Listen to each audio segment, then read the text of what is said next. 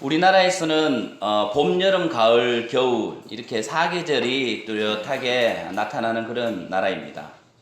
그래서인지 우리 민족은요, 추위에도 또 더위에도 잘 견디고 바람이 부나 비가 오나 눈이 내리나 그 모든 환경들을 잘 이겨내는 그런 민족으로 그동안 우리가 살아왔습니다. 그리고 특별히 하나님이 우리 민족을 사랑하셔서 우리 민족 가운데 그런 여러 가지 어떤 환경의 변화에 잘 이기게 하셔서 우리 선교사님들을 전 세계에 보내시고 또 추운 나라, 또 더운 나라, 또 여러 가지 어려운 환경 속에서도 잘 그 환경에 적응할 수 있도록 견딜 수 있도록 하나님께서 은혜 주신 것도 우리 선교사님의 큰 축복이라 생각합니다. 우리나라에 사계절이 있지만 여러분들은 어떻습니까? 봄, 여름, 가을, 겨울이 다 좋습니까? 특별히 여러분들 가운데 좋아하는 그런 계절이 있을 것입니다. 그래서 그 계절을 좋아하고 또 특별히 그 좋아하는 계절에 좋아하는 그 이유가 분명히 여러분들 가운데 있을 것입니다. 여러분들은 어떤 계절을 좋아하십니까? 봄을 좋아하십니까? 여름을 좋아합니까? 우리 할인이는 가을 좋아해? 겨울이 좋아? 자, 우리 각자는 다 달라요. 좋아하는 계절이 다릅니다. 봄은 여자의 계절이다라고 그렇게 하죠. 그리고 가을은 남자의 계절이라고 말하지만 또 다 다른 것 같습니다. 저는 개인적으로 봄을 참 좋아합니다. 봄이 되면 참 마음 가운데 그 긴 겨울의 어떤 터널을 지나서 어떤 따뜻한 봄, 이 봄을 맞이할 때 참 저는 행복해집니다. 특별히요, 이 긴 그 추위를 견디고 그 메마른 나뭇가지에서 나오는 그 새순을 보게 되면요, 연두빛 그 새순을 보게 되면 참 저의 마음 가운데 따뜻함이 몰려오는 그런 느낌을 받게 됩니다. 그리고 또한 하나님, 우리의 창조자 되신 그 창조자의 그 어떤 놀라운 그 창조하심, 그분에 대한 경외심도 제 마음 가운데 또 되살아나게 되는 것을 경험하게 됩니다. 그래서 저는 늘 봄이 오면 참 마음이 좋습니다. 그런데 우리가 봄이 되면 또 여러분들 봄이 되면 좋은 것도 있지만 또 나쁜 것도 있지 않습니까? 그죠? 불과 우리가 한 5년, 10년 전만 해도 황사에 대한 어떤 뭐랄까 염려가 있었습니다. 이 황사 정말 하늘이 그 붉은 어떤 모래, 중국에서 불어오는 그 몽골에서 불어오는 그 고비 사막에서 불어오는 그 먼지로 인해서 사람들이 잠깐 좀 힘들어 했습니다. 그런데요, 이상하게 몇 년 전부터 황사라는 그런 말을 듣기가 참 어려워졌습니다. 어떻게 보면 참 감사하기도 하죠. 이제 황사 바람이 불지 않아서 참 좋다라고 그렇게 생각할 수 있는데 어느덧 미세먼지라는 것이 또 우리를 참 두렵게 합니다. 그럴 거면 황사가 더 나을 뻔도 했습니다. 그죠? 근데 이 미세먼지는 많은 언론에서 또 뉴스에서 또 정보를 통해서 우리에게 좀 무섭게 다가오기도 합니다. 이 미세먼지, 또 더 나아가서 초미세먼지라고 하지 않습니까? 그런 것들이 우리 피부를 또 알러지를 일으키게 하고, 또 그 미세먼지가 우리 폐에 들어가서 우리의 어떤 건강을 해치기로 하고, 또 더 심한 것은 이 미세먼지가 혈액까지 들어온다고 합니다. 그래서 요즘 그 미세먼지로 인해서 또 고통당하고 또 아파하는 사람들이 또 많고, 또 많은 사람들이 병원을 찾기도 합니다. 또 우리가 참 미세먼지, 나는 마셔도 좋겠지만 우리 어린 자녀들이 그 미세먼지를 마신다는 걸 생각하면 참 마음이 안타깝죠. 그래서 우리 부모님들은 우리 아이들이 미세먼지를 마시지 않기 위해서 철저하게 그렇게 잘 대비하십니다. 그런 어떤 철저함 속에서 대비하지만, 그럼에도 불구하고 지금 우리가 겪고 있는 이런 미세먼지에 대해서 어떤 특별한 대책이 없이 그렇게 우리가 살아가고 있는 것 같습니다. 방법이 있다면 우리가 이민을 가는 겁니다. 저 몽골로 이민을 가시든지 아니면 호주로 이민을 가시든지, 또 미국에도 뭐 미세먼지라는 게 없다고 합니다. 정말 하늘이 너무 아름다운 그런 나라, 그런 공기가 참 좋은 나라로 이민 가는 방법밖에 우리가 이곳에서 살아가면서 미세먼지를 피할 수 있는 방법은 없다는 것입니다. 근데요, 참, 이 미세먼지, 누구도 풀 수 없는 문제지만, 그래도 뭐, 당국에서는, 또 서울시에서는 이 미세먼지를 조금이라도 줄이려고 여러 가지 방법을 쓰지 않습니까? 참, 작년에는 이런 어떤 여러 가지 방법 때문에 많은 논란이 있었습니다. 미세먼지 경보가 있을 때는 뭐, 대중교통을 무료로 하기도 하지 않았습니까? 그런데 그 무료로 하는 것이 또 한편에서는 또 좋다고 하지만, 또 한편에서는 그 세금을 낭비한다고 그렇게 말하기도 했습니다. 그리고요, 또, 우리 수도권에는 이제 노후된 그런 경유차들이 이제 들어오지 못하게 하는 뭐 그런 법도 만들지 않았습니까? 그 법에 제 차가 이제 적용된다는 게 참 안타까운 그런 심정입니다. 그런 어떤 뭐 여러 가지 방법을 내놓지만, 근데 중요한 것은 그런 방법들이 완전하지는 않다는 거예요. 한때는 경유차가 뭐 친환경적이라고 해서 많이 또 이렇게 장려했지만, 또 한때는 그 경유차가 또 공기를 오염시킨다고 해서 또 경유차를 또 타지 못하게 하는 그런 어떤 왔다 갔다 하는 정책으로 인해서 국민들만 오히려 혼란 속에 빠져든다는 것입니다. 이런 정책들은요, 그저 그때그때 순간순간 뭐 국민들을 위해서, 시민들을 위해서 그 사람들의 마음을 좀 달래기 위한 그런 미봉책으로 그렇게 끝나버리는 그런 정책들이 너무나 많다는 것입니다. 이 미봉책이라는 단어를 우리가 좀 한번 좀 집중했으면 좋겠는데요. 이 미봉책이라는 단어는 중국에서 나온 말입니다. 어떤 일의 빈 곳이나 잘못된 것을 근본적으로 해결하지 않고, 중요한 것은 근본적으로 해결하지 않고 마치 헤어진 그 옷을 끼워 입듯이 눈가림만 하는 그런 일시적인 계책이라고 그렇게 국어사전에는 말하고 있습니다.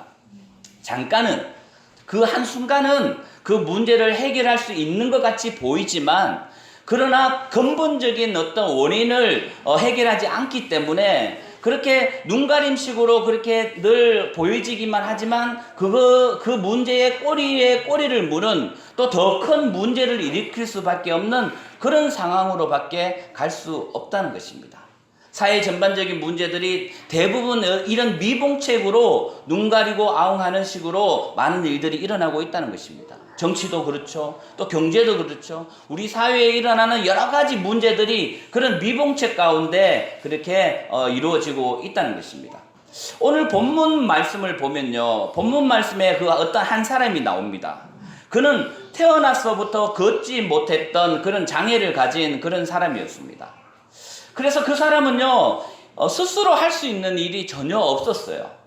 전혀 자기가 스스로 할 수 있는 일이 없다 보니까 또 더군다나 또 아무것도 할 수 없는 그 자신을 향한 그 주위 사람들의 어떤 시선들, 그런 것들이 어쩌면 자신의 육체의 그 연약함보다 더 마음 가운데 아픔으로 남았던 그 한 사람이 있었습니다.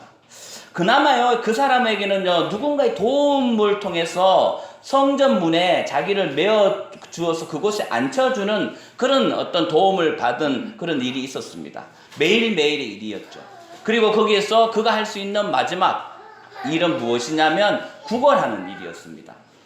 참 이 구걸하는 일, 남들이 볼 때는 참 이 사람이 구걸하는 일이 어쩌면 좀 부끄러운 일이지 않습니까? 그러나 이 부끄러운 모습일지라도 이 사람에게는 자신이 마지막으로 할 수 있는 그 최선의 방법은, 또 그가 할 수 있는 마지막은 이 구걸하는 것밖에 할 수 없었다는 것입니다. 어쩌면 이 구걸하는 것이 유일한 자기 존재를 확인할 수 있는 그런 방법이었다는 겁니다. 그 사람은요, 자신을 아무 쓸데없는 인간이 아닌 이 구걸이라는 것을 통해서라도 자신의 존재를 사람들에게 이렇게 나타내 보고 싶었던 그런 사람이었습니다. 그 구걸을 통해서 얻어지는 또 작은 돈이 있지 않습니까? 그 돈을 통해서 자신의 가족 혹은 또 자기가 속해 있는 그 공동체에 조금이라도 유익이 된다면, 자기가 아무것도 할 수 없는 그런 몸이지만 그럼에도 불구하고 그는 그 구걸을 통해서 누군가에게 유익이 되고 싶어하는 그런 모습이 그 가운데 있었습니다. 그런데 여러분, 참 안타깝죠. 그가 할 수 있는 것은 아무것도 없었습니다.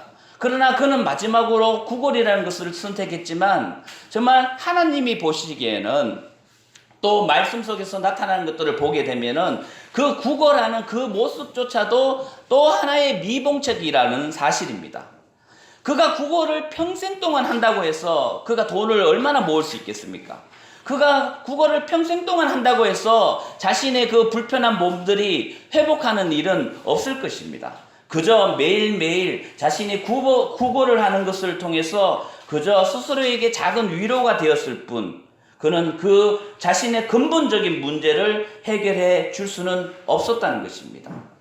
또 자신의 그 국어를 통해서 자신을 다른 사람들에게 나는 쓸모없는 그런 사람이 아니라는 것을 보여주고 싶었지만, 그러나 결국은 또 그 국어라는 사람들을 보면서 많은 사람들은요, 참 불쌍한 사람이다라고 이야기할 수도 있고, 또 그 당시에는 참 저 사람이 하나님께로부터 뭐 저주를 받았나라고 그렇게 이야기하는 사람도 있었고, 또 무시하는 그런 사람들이 있었다는 것입니다. 그렇기 때문에 그는 그 구걸하는 것으로 인해서, 그 미봉책으로 인해서 그는 하루하루 살아가지만 결국은 그의 어떤 근본적인 문제를 해결할 수 없었다는 것입니다. 그 사람이 매일매일 그 성전 그 문 앞에 있을 때 어느 날 이 베드로와 요한이 성전에 올라갔습니다. 성전에 올라가는 그 시간을 성경은 구시라고 그렇게 표현하고 있습니다. 그런데 우리가 성경을 보면서요, 이 구시는 그 유대의 시간의 개념입니다. 그래서 유대의 시간의 개념인데, 이 구시를 우리의 시간으로 보면요, 오후 3시쯤이라는 거예요. 이 오후 3시에 베드로와 요한이 성전으로 올라가고 있었습니다. 우리가 또 뭐 알아둬야 할 부분들이 있는데요, 또 유대인들이 전통적으로 하루에 3번씩 기도했다고 합니다. 그 하루에 3번씩 기도하는 것, 유대 시간으로서 3시, 6시, 9시입니다. 우리 시간으로 바꾸면 9시, 12시, 오후 3시입니다. 그런 어떤 그 유대인들의 그 기도의 시간에 맞춰서 베드로와 요한도 성전으로 기도하러 올라갔습니다. 당시에는요, 이 성전에 유대인들, 또 유대교를 믿는 사람도 있었지만 예수님을 믿는 사람들도 성전에 가서 또 하나님께 기도했고, 또 때로는 그곳에서 복음을 전했던 그런 어떤 시절이었습니다. 근데 그 성전으로 들어가는 그 문이 있었습니다. 그 문의 이름이 뭐냐면요, 미문이라 그래요. 미문. 그 아름다움을 미자를 써서 문자를 써서 미문이라고 그렇게 말했다고 합니다. 그 말 그대로 아름다운 문입니다. 아름다운 문 앞에서 그곳에 매일 구걸하는 사람이 있었다는 거예요. 매일 기도하러 오는 사람들은 그 구걸하는 사람을 늘 보았습니다. 때로는 긍휼한 마음도 있었기에 그에게 구걸하는 그에게 몇 푼의 어떤 동전도 던져 주었을 것입니다. 그러나 사람들도 그가 동전 내가 몇 푼 준다고 해서 그 사람의 근본적인 문제가 해결될 것이라는 것은 그 누구도 바라지도 않았을 것이고, 또 상상도 할 수 없었을 것입니다. 그러나 그때요, 베드로와 요한이 그 구걸하는 사람을 보게 됩니다. 어쩌면 늘 기도하러 다녔기 때문에 그 구걸하는 사람이 누군 정도, 또 얼굴은 어떻게 생긴 정도는 알고 있었을 것입니다. 그 구걸하는 사람을 바라보게 됩니다. 그리고 그날 유독 그 구걸하는 사람에게 주목했다고 그렇게 오늘 말씀은 나와 있습니다. 그러니까 그를 눈여겨보았던 것입니다. 그를 눈여겨보았던 그때 놀라운 일이 벌어지는 것을 우리는 보게 됩니다. 다른 많은 사람들은 구걸하는 사람의 그 미봉책을 그저 애쓴다 정도로 여겼지만, 베드로와 요한은 그 사람의 어떤 미봉책의 불완전함을 알고 그의 그 근본적인 문제에 이제 접근하게 됩니다. 4절에 보면요, 베드로와 요한이 그 사람을 먼저 주목했다고 그렇게 이야기하고 있습니다. 그리고 그를 눈여겨보았다는 거예요. 눈여겨보았다. 그러면서 그에게 말합니다. 우리를 보라 라고 그 구걸하는 사람에게 말합니다. 이 시간 우리도요, 이 주님의 말씀을 우리가 듣기 원합니다. 주님께서는 우리를 향하여 보시면서, 또 여러분들 가운데 살아가시면서 우리도 어쩌면요, 그 근본적인 문제에 다가가는 게 아니라 늘 미봉책으로 그저 하루하루를 정말 땜빵하듯이 그렇게 살아가는 우리의 모습이 많지 않습니까? 그 우리의 모습 속에서 주님은 우리에게 오늘 말씀을 통해서 우리에게 말하고 있습니다. 우리를 주목하십니다. 그리고 나를 보라 라고 그렇게 말씀해 주신다는 거예요. 하나님은요, 우리를 주목하고 계세요. 이 지구 위에 많은 수십억의 사람들이 살고 있지만 그러나 전능하신 그 하나님은 여러분들의 한 명 한 명을 주목하고 있다는 거예요. 여러분들을 눈여겨보고 계신다는 사실을 우리는 오늘 말씀을 통해서 우리는 보기 원합니다. 그리고 주님은 말씀하십니다. 나를 보라. 나를 보라 라고 그렇게 말씀하고 있다는 것입니다. 그런데요, 오늘 이 구고라는 사람이 있었지만 다른 사람들은 이 구고라는 사람을 눈여겨보지 않았지만 베드로와 요한은 이 사람을 눈여겨보았습니다. 그런데 이 구고라는 사람은요, 평소의 모습은 어땠을까요? 여러분, 보통 이렇게 요즘은 많지 않지만 이렇게 용산역이나 서울역이나 아니면 옛날에는 참 길거리에도 많은 어떤 구걸하는 그런 분들이 많았습니다. 그분들의 특징은요, 이렇게 사람들을 막 보지 않습니다. 잘 보지 않습니다. 그들은 그저 땅바닥에 앉아서 어떻게 합니까? 고개를 푹 숙이고 중요한 것은 돈통을 앞에 이렇게 딱 내어놓습니다. 그리고 그 사람은요, 돈통을 주목하지 사람들을 보지 않습니다. 그죠? 그래서 늘 고개를 푹 숙이는 그런 모습 속에서 베드로와 요한은 나를 보라 라고 그렇게 말하고 있다는 거야. 네가 바라보고 있는 그 돈통을, 그 동전 몇 푼이 들어가는 그 돈통을 바라보지 말고 너의 근본적인 문제를 해결하고 싶다면 나를 보라, 우리를 보라 라고 그렇게 말씀하고 있다는 것입니다. 여러분, 우리도 마찬가지입니다. 우리의 인생 속에서요, 우리의 근본적인 문제가 분명히 있습니다. 그러나 그 근본적인 문제에는 접근하지 아니하고 좀 전에 말씀드렸던 그저 하루하루 살아가기 위해서 미봉책의 삶을 살고 있는 우리에게 주님은 우리에게 나를 보라 라고 그렇게 말하고 있다는 것입니다. 그러면 여러분들은 주님을 보십니까? 아니면 그저 내 앞에 당장 있는 그 문제에 그저 바라보면서 그 문제 때문에 한숨 쉬고 걱정하고 근심 속에서 살아가고 있습니까? 우리는 주님의 그 음성 가운데 오늘 우리에게 들려지는 이 말씀을 듣고 우리가 눈을 들어 고개를 들어 우리가 주님을 바라보아야 한다는 사실입니다. 오늘 이 베드로와 요한은요, 그 사람을 만나면서 그 사람에게 온전히 원하는 그의 모든 문제를 해결할 수 있는 그 문제에 접근하기 위해서 그 사람을 유독 그날에 그 구걸하는 사람을 바라보았습니다. 그리고 나를 보라 라고 했습니다. 근데 오늘 말씀은요, 그 구걸하는 사람이 바라보았습니다.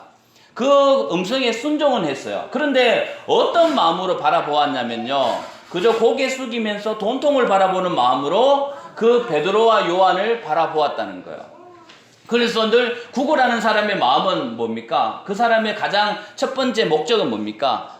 구걸하는 거잖아요. 그죠? 돈이잖아요. 그래서 나를 보라라고 했던 그 음성을 듣고 베드로와 요한을 보면서 나한테 뭘 주려나? 라고 그저 그 마음은, 행동은 바라보았지만 그 마음 속에는 여전히 구걸하는 그런 마음이 그 사람 가운데 자리 잡고 있었다는 거예요. 근본적인 문제에 해결하려고 베드로와 요한이 접근했지만 여전히 구걸하는 사람은 고개를 들고 그를 바라보았지만 여전히 그 마음 가운데는 늘 구걸하는 것들, 그 미봉책에 끝나버리는 그것들을 관심 가졌던 그런 모습을 오늘 성경을 통해서 보게 됩니다. 그래서 베드로와 요한이 나에게 동전이라도 하나 줄 수 있을까라는 그런 마음으로 그는 기다렸습니다. 그러나 여러분, 베드로와 요한은요, 그에게 선포합니다. 내가 음과 금은 내게 없다라고 그렇게 말하고 있다는 거예요. 그러니까 여러분, 얼마나 실망스러웠겠습니까? 이 구걸하는 사람이 나를 보라 라고 해서 고개를 들어서 특별히 보았는데, 그러면 다른 사람이 주는 그 작은 어떤 그런 동전이 주는 것이 아니라 금 하나, 은 하나 딱 던져주면 야, 역시 내가 순종하니까 이런 걸 주시네 라고 그 구걸하는 사람은 참 기뻐했을 것입니다. 그런데 나를 보라 라고 하면서 하는 이야기가 내게는 너에게 줄 은과 금이 없다 라고 이렇게 이야기하는 거예요. 그러면 정말 이 성경에 나와 있지 않지만 이 구걸하는 사람은 뭐라고 했을까요? 요즘 표현으로 지금 장난하십니까? 라고 그렇게 이야기하지 않겠습니까? 우리의 신앙도 마찬가지예요. 우리의 신앙도요, 우리가 이 땅에 있는 어떤 것들을 바라고 구하고 그것을 얻기 위해서 정말 내 모든 시간과 나의 어떤 노력을 다 하지만 거기에서 나의 어떤 인생의 근본적인 문제를 해결하지 못하고 근본적인 어떤 마음 가운데 평화를 얻지 못하는 그런 상황 속에서 우리가 주님의 음성 속에 주님을 바라본다는 거예요. 그러면 내가 주님을 바라보게 되면 내가 세상에서 얻지 못한 어떤 많은 어떤 권력과 재물과 뭐 어떤 여러 가지 것들을 내가 원하는 것들을 하나님께로부터 받고 싶은 거예요. 그런데 하나님은 이렇게 말씀하십니다. 내가 너에게 줄 것이 없다 라고 이렇게 이야기하시는 거예요. 그러면요, 많은 분들이 예수님을 믿고 또 하나님을 믿고 교회에 왔는데 내가 정말 가난해서 정말 예수님 믿으면 내가 부자 된다고 해서 왔는데 내가 부자가 되지 않는 거예요. 그래서 주님께 나가는 주님은 그것을 응답하지 않는 거예요. 그래서 교회를 떠나는 사람들이 너무나 많지 않습니까? 내가 병에 걸렸는데 내가 뭐 아픈 것이 있는데 우리 가족이 좀 아픈 문제가 있는데 그것을 해결하기 위해서 여러 가지 많은 방법을 쓰고 미봉책을 썼지만 근본적으로 그 문제가 해결되지 않아서 교회에 왔는데 여전히 그 문제가 해결되지 않는 거예요. 하나님은 내가 너에게 줄 것이 없다 라고 그렇게 말씀하신다는 거예요. 그러면 얼마나 실망스럽겠습니까? 얼마나 낙심되겠습니까? 여러분. 그런데요, 우리가 오늘 말씀을 통해서 우리가 깨달아야 할 것은 무엇이냐면 하나님은 그저 눈에 보이는 그 금과 은 그런 것이 아니라 너에게 근본적으로 해결되어야 할 그 문제를 해결해 주시기를 원하신다는 사실입니다. 아멘. 그래서 우리는 신앙생활을 하면서 하나님이 근본적으로 내 마음 가운데 해결해야 할 그 문제를 어떻게 해결해 가시는가에 우리가 관심을 가져야지 그저 세상에서 얻는 그런 어떤 나의 어떤 욕구를 채우기 위한 그런 도구로 하나님을 생각해서는 안 된다는 사실입니다.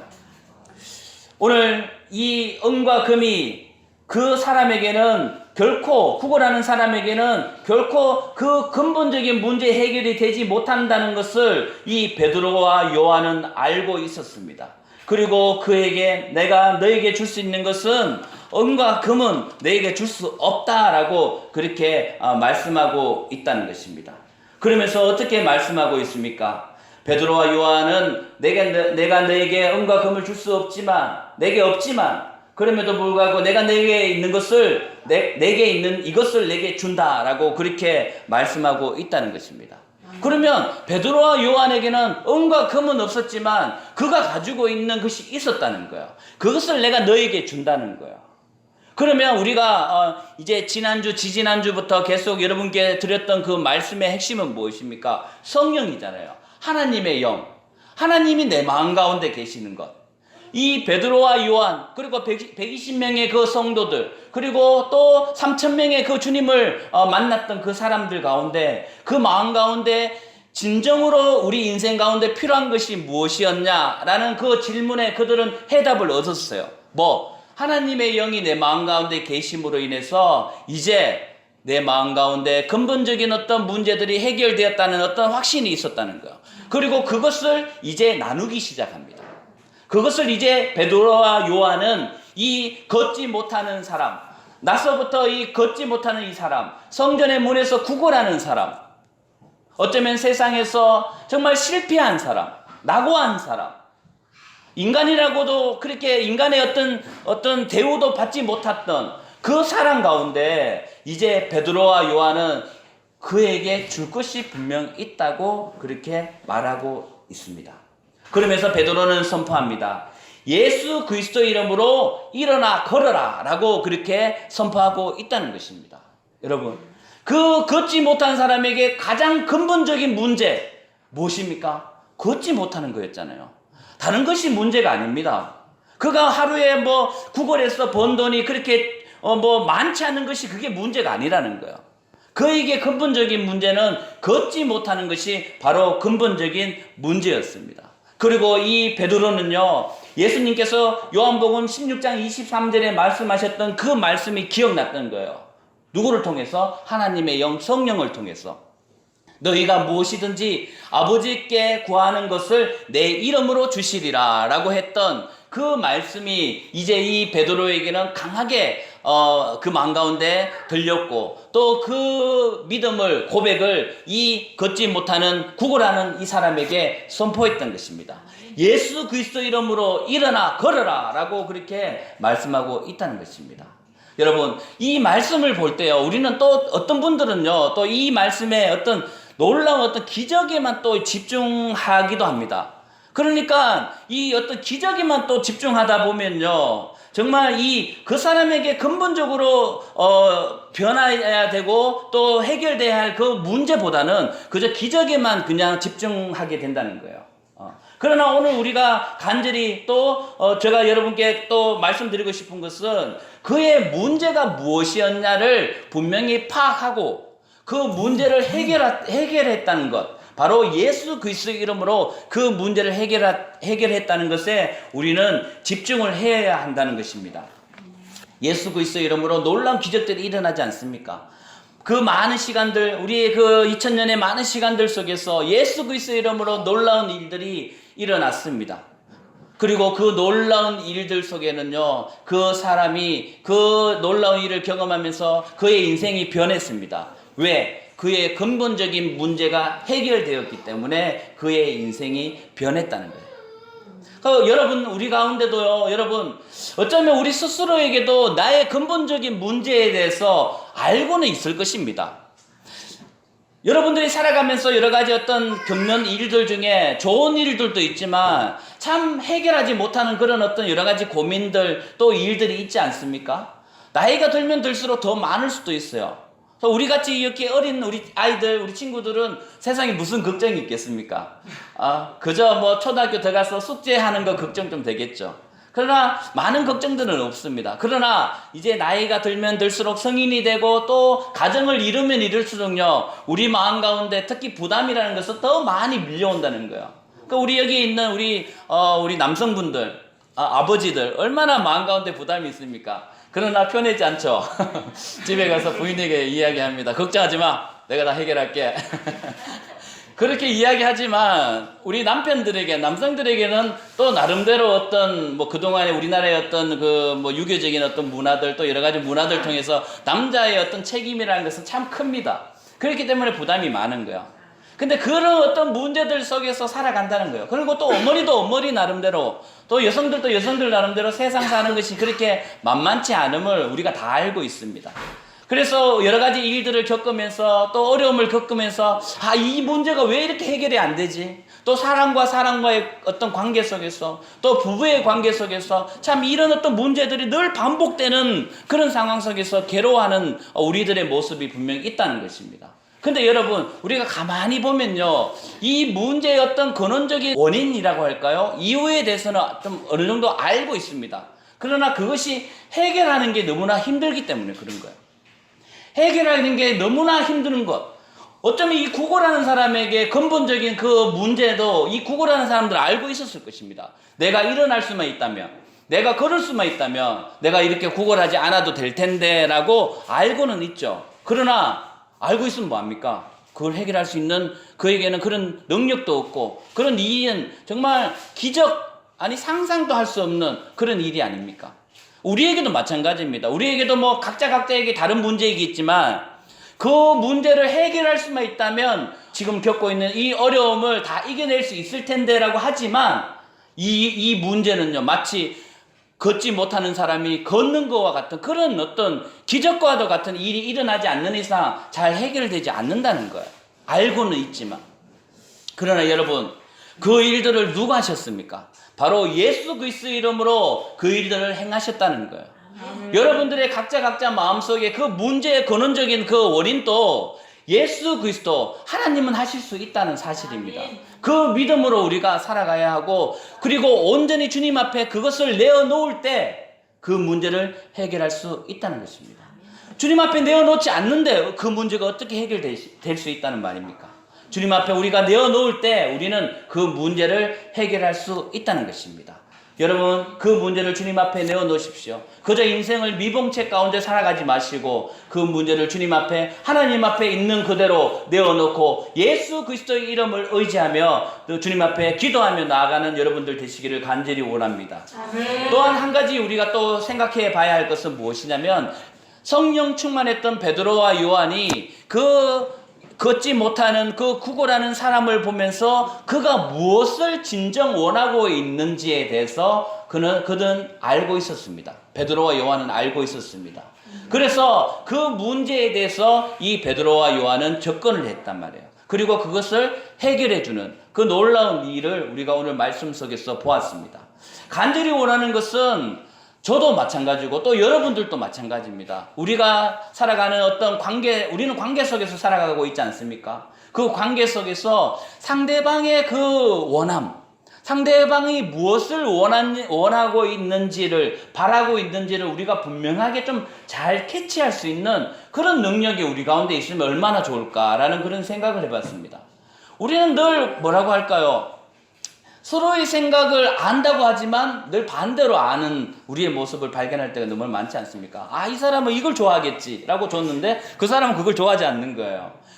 늘 내 생각이 그 사람의 생각이라고 우리는 착각하면서 그렇게 살아가고 있다는 것입니다. 그러나 베드로와 요한이 그 걷지 못하는 사람의 그 근본적인 그 원인을 발견하고 그것을 해결해 준 것과 같이 저도 목회자로서, 목사로서 여러분들의 어떤 그 마음 가운데 있는 그 여러분들의 그 바램, 그 여러분들의 어떤 기도의 제목들, 또 여러분들이 살아가는 그 어떤 여러 가지 이런 문제들을 저도 정말 잘 파악하고 여러분들의 그 문제를 위해서 기도하고 또 그것을 위해서 정말 예수 그리스도의 이름으로 정말 선포할 수 있는 그런 목사가 되어야 되겠다라는 그런 참 어쩌면 큰 부담을 갖게 되었습니다. 또 여러분들도 마찬가지입니다. 여러분들도 여러분들의 가정 속에 남편을 바라보면서 또 아내를 바라보면서 정말 그 남편과 아내가 진정 무엇을 원하는지를 우리가 잘 발견할 수 있는 그런 마음이 우리 가운데 있어야 한다는 것입니다. 그 마음도요, 또 우리 어떤 인간의 능력일 수도 있겠지만 하나님께서 우리 가운데 함께 하실 때 우리가 그것을 잘 파악하고 잘 이해하고 또 품어줄 수 있고 또 그것을 위해서 기도할 수 있다는, 예수 그리스도의 이름으로 기도할 수 있다는 사실입니다. 오늘 말씀을 이제 마무리하려고 합니다. 예수 그리스도 이름으로 일어나 걸어라 라고 하는 이 말씀을 보면서 이 말씀이 우리에게 들려주는, 여러분들에게 들려지는 말씀 되기 원합니다. 여러분은 어떤 문제가 해결되고 또 어떤 근원적인 어떤 그 어려움들이 해결되기를 원하십니까? 일어나 걷기 원하십니까? 주저앉아 있는 그 여러분들의 마음들이 이제 예수 그리스도 이름으로 인하여 일어나게 될 것이고 다시 회복되게 될 것이고, 이 걷지 못하는 사람이 걷게 되었을 때 하나님을 찬양하였다고 그렇게 나와 있지 않습니까? 그 모습들이 여러분들 가운데 있기 원합니다. 여러분들의 문제가 해결될 때 오로지 하나님을 찬양하고 그 하나님의 그 놀라우심을 바라보는 그런 여러분들, 또 이번 한 주가 되시기를 간절히 소원합니다.